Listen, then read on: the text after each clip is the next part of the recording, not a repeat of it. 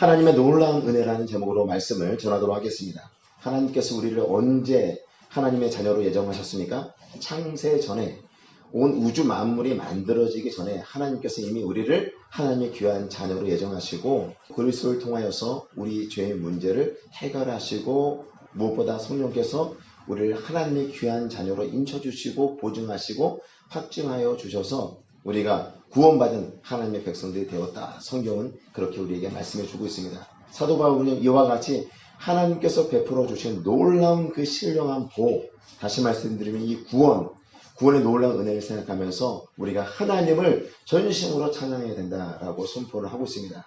우리에게 놀라운 구원의 은혜를 베푸신 그 하나님을 전심으로 마음을 다하여서 찬양하고 높이는 삶을 살아가는 우리 제공교회 모든 성도 여러분 되시기를 주의 이름으로 축복합니다.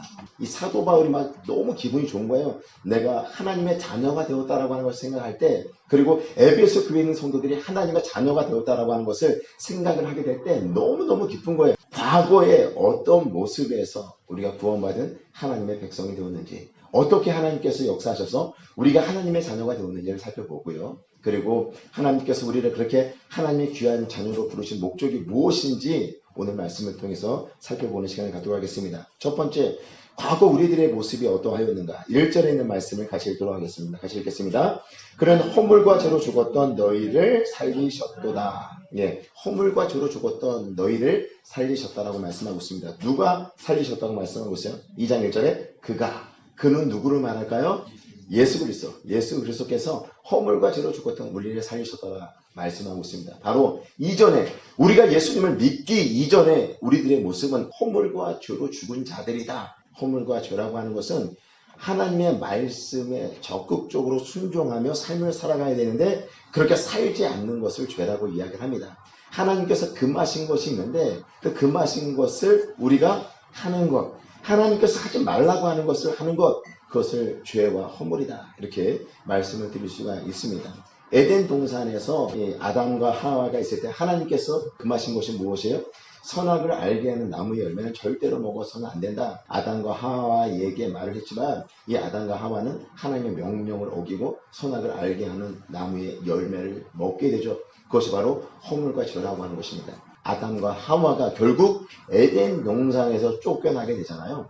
에덴 동산에서 쫓겨났다라고 하는 것은 하나님과 교제해야지만이, 하나님의 말씀을 듣고 깨닫고 하나님의 뜻이 무엇인지를 알고 그렇게 삶을 살아갈 때 인간은 가장 행복을 느껴요. 여러분도 하나님의 말씀을 깨달아 알게 될 때, 하나님의 마음이 이러하구나. 은혜를 받게 될 때 우리가 정말 행복하지 않습니까? 이 땅에 있는 것들 많이 가지지 않는다 하더라도 하나님의 은혜를 받게 되면 우리의 삶이 풍요로워지는 거예요. 에덴 동산에서 쫓겨났다라고 하는 것은 하나님과 단절되었다라고 하는 것을 말씀하고 있어요. 하나님과 더 이상 소통할 수 없는 존재, 영적으로 죽은 상태다. 이렇게 말씀하고 있는 것입니다. 영적으로 죽었다라고 하는 것은 죽어 있지만 다시금 살아날 수 있는 가능성 있는 존재가 아니라 죽었다라는 거죠. 죽었다. 영적으로 죽어 있어서 우리가 하나님과 소통할 수 있는 방법이 전혀 없는 상태가 되었다라고 하는 것을 말씀하고 있어요. 이렇게 영적으로 죽어 있으면서 전혀 하나님과 교제할 수 없는 그 상태에 있는 사람들의 특징이 무엇인가? 2절에 있는 말씀 같이 한번 읽어볼까요? 시작. 그때 너희는 그 가운데서 행하여 이 세상 풍조를 따르고 공중의 권세 잡은 자를 따랐으니 곧 지금 불순종의 아들들 가운데에서 역사하는 영이라. 이렇게 영적으로 죽어있는 자의 특징들이 무엇인가를 보게 되면 이 세상의 풍조를 따른다는 것이에요. 하나님의 말씀을 쫓아 삶을 살아가는 것이 아니라 그냥 세상을 사람들이 쫓아가는 그 길을 쫓아간다는 것이에요. 이 시대의 풍조를 따라서, 이 시대의 정신을 따라서 그냥 살아간다는 거예요. 그냥 쫓아간다는 것이에요. 공중의 권세 잡은 자를 따라가는 것이고 지금 불순종의 아들들 가운데 역사하는 영을 따라가는 것이다 라고 말씀을 하고 있습니다. 하나님의 말씀을 듣기 싫어서, 내가 하나님이 되고 싶고 내 마음대로 하고 싶어서 하나님의 말씀을 어겼는데 내 마음대로 하는 사람이 된 것이 아니라 오히려 누구의 종이 되었다? 사단의 종이 되었다. 불순종의 아들들 가운데 역사하는 영인 바로 사단의 지배하에 거하는 자가 되었다고 하는 것을 말씀해 주고 있습니다. 성도 여러분, 하나님의 말씀에 영향을 받고 그 말씀을 우리가 붙잡고 삶을 살아가고 있는가? 하나님의 말씀을 내려놓고 우리가 삶을 살아가고 있는가? 하나님의 말씀과 상관없는 그런 삶을 살아가고 있다고 한다면 우리는 사단의 그런 종노릇하며 우리가 삶을 살아갈 수 있는 것입니다. 나는 과연 무엇을 붙잡고 삶을 살아가고 있는가? 하나님의 말씀 붙잡고 삶을 살아가시는 저와 우리 제공교회 성도 여러분 모두가 되시기를 주의 이름으로 축복합니다. 좀 더 구체적으로 이렇게 허물과 죄로 죽은 자의 모습이 어떠한가? 3절에 있는 말씀도 우리 같이 한번 읽어보겠습니다. 시작! 전에는 우리도 다 그 가운데서 우리 육체의 욕심을 따라 지내며 육체의 마음에 원하는 것을 하여 다른 이들과 같이 본질상 진노의 자녀이었더니, 여기서 말씀하고 있잖아요. 육체의 욕심을 따라 내가 하고 싶은 대로 내 마음대로 하는 것, 그것이 성경은 죄라고 말씀하고 있는 것이고, 그것이 바로 영적으로 죽은 자의 모습이다. 내 마음대로 난 내 마음대로 살 거야 내버려도, 이건 뭐예요? 영적으로 죽은 자의 모습이라는 것입니다. 하나님의 자녀들은 생명의 말씀, 늘 하나님의 말씀을 붙잡고 하나님의 뜻이 무엇인지를 기도를 통해서 물어보면서 삶을 살아가야 되는데, 바로 영적으로 죽은 자는 그런 삶들을 살아갈 수 없다라고 성경은 말씀하고 있고요. 그런 자들을 한마디로 어떻게 표현하고 있습니까? 따라해 보시겠습니까? 본질상 진노의 자녀. 예, 뼛속까지 진노의 자녀라는 것이에요. 구원받을 만한 것이 그 사람에게선 단 하나도 찾아볼 수 없는 본질상 진노의 자녀이다. 인간이 아무리 노력하고 열심히 삶을 산다 하더라도 하나님과 단절된 인간은 절대 인간의 노력과 열심으로 구원을 얻을 수 없다고 하는 것을 말씀해 주고 있습니다. 본질상 진노의 자녀에게 있는 것은 결과적으로 최종 고정되어 있는 것이 하나님의 심판이다라고 하는 것을 말씀하고 있습니다. 바로 전에 저와 우리 성도 여러분들의 모습이 이러했다라는 것이에요. 전에 예수 믿기 전에 우리들의 모습이 본질상 진노의 자녀였다라는 것이에요. 우리의 노력과 열심으로 구원을 얻을 수 없는 존재가 바로 우리들의 모습이었다. 성경은 그렇게 말씀하고 있습니다. 바로 그런 우리들을 예수 그리스도 안에서 하나님의 귀한 자녀로 만들어 주셨기 때문에 사도 바울은 전심으로 우리의 마음을 다하여서 하나님을 예배하고 하나님을 찬양해야 된다라고 하는 것을 말씀하고 있는 것이죠. 그렇다고 한다면 우리가 어떻게 살아가게 되었는가? 5절에 있는 말씀 같이 읽겠습니다. 시작. 허물로 죽은 우리를 그리스도와 함께 살리셨고, 6절도 읽겠습니다. 시작. 또 함께 일으키사 그리스도 예수 안에서 함께 하늘에 앉히시니, 누구와 함께 우리를 살리셨다고 말씀하고 있어요? 예수 그리스도와 함께 우리를 살리시고, 예수 그리스도와 함께 우리를 일으키시고, 예수 그리스도 안에서 함께 하늘에 우리를 앉히셨다고 말씀하고 있어요. 되게 어려운 표현인 것 같지만 예수님과 함께 우리가 살아나고, 예수님과 함께 우리가 일어나고, 예수님과 함께 하늘에 앉은 존재가 되었다라고 말씀을 하고 있습니다. 예수님이 함께하지 아니하면, 우리가 예수님 안에 거하지 아니하면 결코 우리에게 그 어떤 구원도 일어날 수 없는 것입니다. 예수님 이외에 다른 어떤 이름으로도 우리에게 구원을 하나님께서 허락하신 일이 없어요.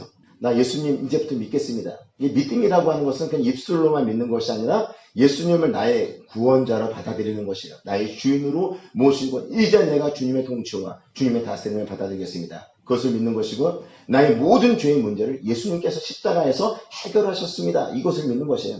예수님이 죽으시고 다시금 살아나신 것처럼 저도 그렇게 살아날 것을 믿는 것이고, 예수님의 하늘 보좌에 앉아 계신 것처럼 나도 그렇게 하나님 나라에서 영원히 왕노릇하며 삶을 살아가게 될 것을 믿는 것, 그것이 믿음인 거예요. 나 예수 믿어, 이렇게 끝나는 것이 아니라 이런 내용을 담고 있는 것이 진정한 믿음이다 볼 수가 있는데요. 이런 믿음의 고백을 하는 사람에게 신비한 연합이 이루어져요. 신비한 연합이 이루어지는데 그 연합이 무엇인가 하면 바로 예수 그리스도와 우리가 하나가 되는 거예요.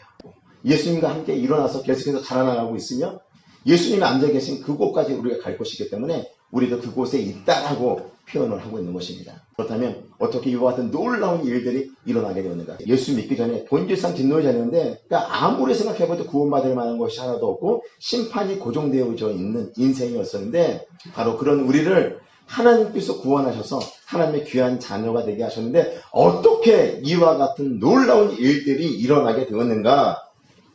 7절, 8절에 있는 말씀을 한번 읽어보겠습니다. 한 목소리로 시작. 이는 그리스도 예수 안에서 우리에게 자비하심으로써 그 은혜의 지극히 풍성함을 오는 여대세대에 나타내려 하십니다. 너희는 그 은혜에 의하여 믿음으로 말미암아 구원을 받았으니 이것은 너희에게서 난 것이 아니요 하나님의 선물이라.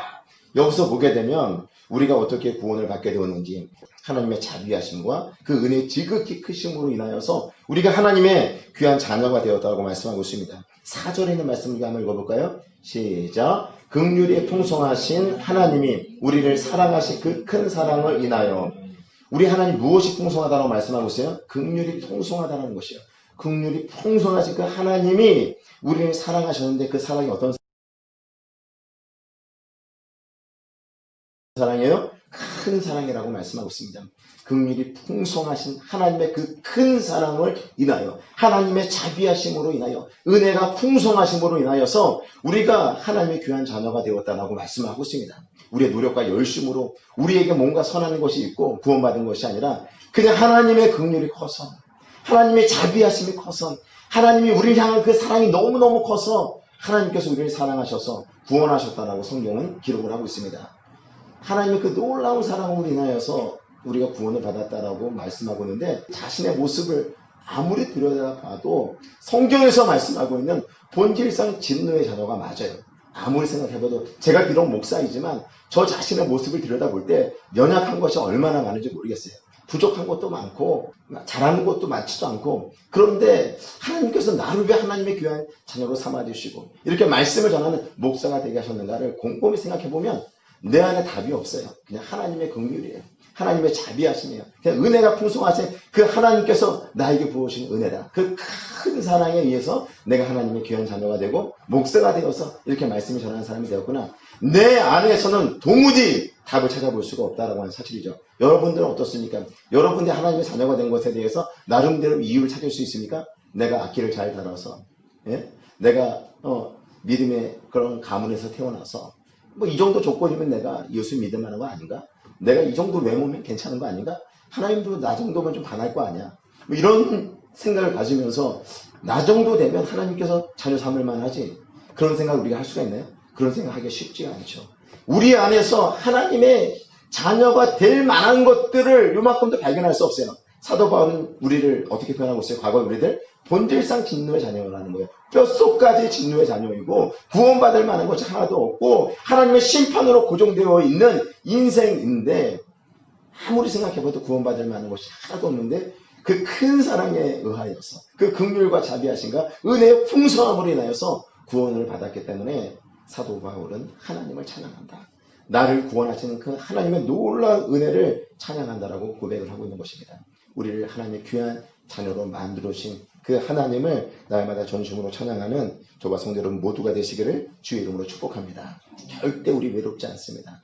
나는 사랑을 받지 못하는 것 같아. 나는 별로 사람들이 좋아하지 않는 것 같아. 그렇게 말할 필요가 없어요. 왜? 온 우주 만물을 만드신 그 하나님께서 여러분들을 너무너무 사랑하셔서 여러분을 하나님의 귀한 자녀로 만들어 주셨기 때문에 그러하다는 것입니다. 하나님의 그 놀라운 사랑, 왜 하나님 나를 사랑하시니까? 내 안에 사랑받을 만한 것, 하나님의 사랑을 받을 만한 것 요만큼도 없는데 하나님 나를 사랑하시는 이유가 무엇입니까?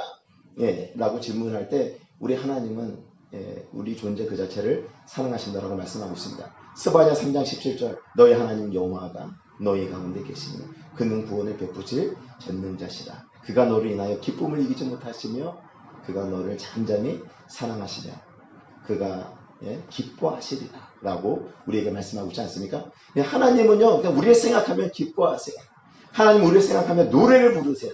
그러시는 분이 우리 하나님이세요. 진노의 자녀이고 구원받을 만한 것이 조금도 없음에도 불구하고 하나님께서 우리를 그렇게 사랑하신다라고 말씀하고 있고요. 아들 예수 그리스도를 아낌없이 보내주면서까지 우리를 사랑하셨다. 우리를 사랑하신다. 그렇게 말씀하고 있습니다. 사람들의 사랑이 작다고 해서 사람들이 나에게 관심을 가지지 않아서 나 외롭다고 해서 낙심하지 마시기 바랍니다. 온 우주 만물을 만드신 그 하나님께서 하나님의 귀한 자녀로 만들어 주셨기 때문입니다. 그 하나님의 놀라운 사랑과 그 은혜에 감사하며 삶을 살아가시는 저와 성도 여러분 되시기를 주의 이름으로 축복합니다.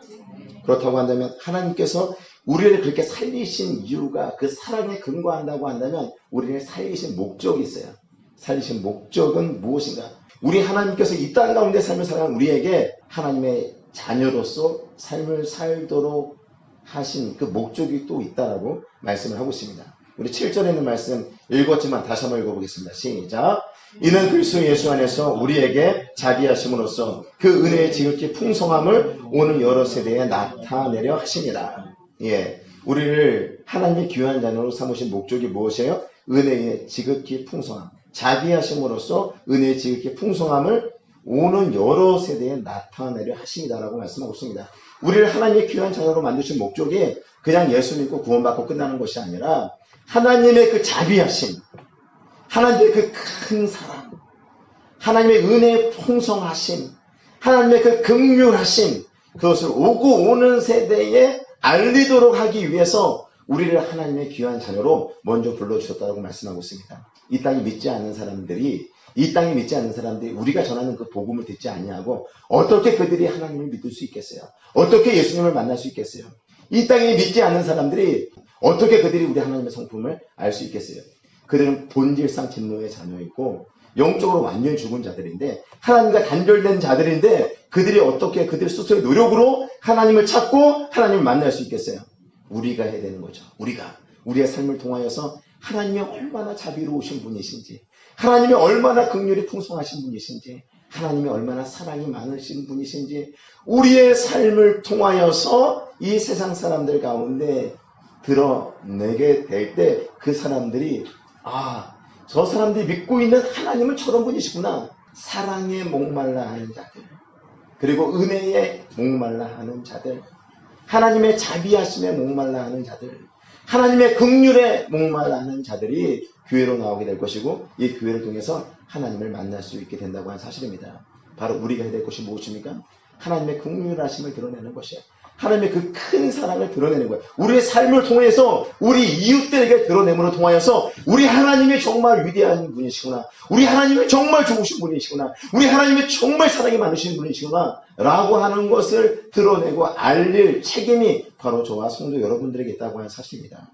성도 여러분, 우리가 이 땅에 살아가면서 우리가 고난이 있고 어려움이 있다 하더라도, 우리에게 손해가 있고 우리에게 힘들다 하더라도 우리가 계속해서 하나님의 말씀을 붙잡고 삶을 살아가게 될 때 다른 사람들은 우리 안에 있는 그 하나님을 바라보는 것이에요.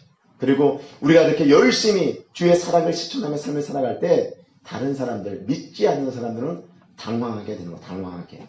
왜 당황합니까? 일반적으로 하나님을 믿지 않는 사람, 하나님과 단절돼서 영적으로 죽은 사람들은 어떤 삶을 살아가요? 오늘 성경에서 근거해서 보게 되면 육체의 욕심을 따라 자기 마음이 원하는 대로 삶을 살아가요. 그러니까 자신에게 이익이 되지 않는 것은 취하지 않아요. 자기에게 이익이 되고 손해가 되는 것은 절대 하지 않는 것이 바로 일반적인 사람들의 모습, 영적으로 죽은 자들의 모습이 아니겠습니까? 그런데 하나님의 영광을 드러내고 하나님의 사랑을 반영해야 되는 우리의 삶은 그렇게 손해가 있다 하더라도 손해를 보고 어려움이 있다 하더라도 낙심하지 않냐고 하나님을 바라보고 이런 삶을 살아가게 될 때 우리 주변에 있는 사람들을 사랑하고 그 사랑을 흘려보내는 귀한 통로가 되게 될 때 믿지 않는 사람들이 당황하게 되는 거죠. 본질상 진노의 자녀이기 때문에 그들은 당황하게 되고, 그리고 그런 사랑에 목마르는 자들이 교회를 통해서 그 하나님을 만나기를 원한다고 하는 사실입니다. 우리를 하나님의 귀한 자녀로 먼저 불러주신 이유가 바로 하나님의 성품을 반영하는 삶, 우리 하나님의 어떤 분이신지를 이 세상 가운데 드러내기를 원하시는 것이에요. 하나님께서도 하실 수 있지만, 천사를 통해서도 하실 수 있지만, 하나님은 우리를 통해서 우리 하나님의 그 큰 사랑이 드러나기를 원하시는 것이고, 하나님의 긍휼하심과 자비하심과 은혜의 풍성함이 이 세상 가운데 드러나기를 원하고 계시다고 하는 사실입니다. 한 주간 삶을 살아갈 때 하나님의 그 풍성한 사랑, 그리고 하나님의 그 크신 사랑, 풍성한 은혜, 자비하심, 하나님의 그 긍휼하심을 여러분 삶 속에서 잘 소화하여서 이 세상 가운데 있는 사람들에게 우리 하나님의 어떤 분이신지를 드러내고 그와 같은 사랑과 긍휼과 자비하심과 은혜의 풍성함을 흘려보내는 귀한 축복의 통로로 쓰임받는 한 주간의 삶이 되시기를 주의 이름으로 축복합니다. 기도하시겠습니다.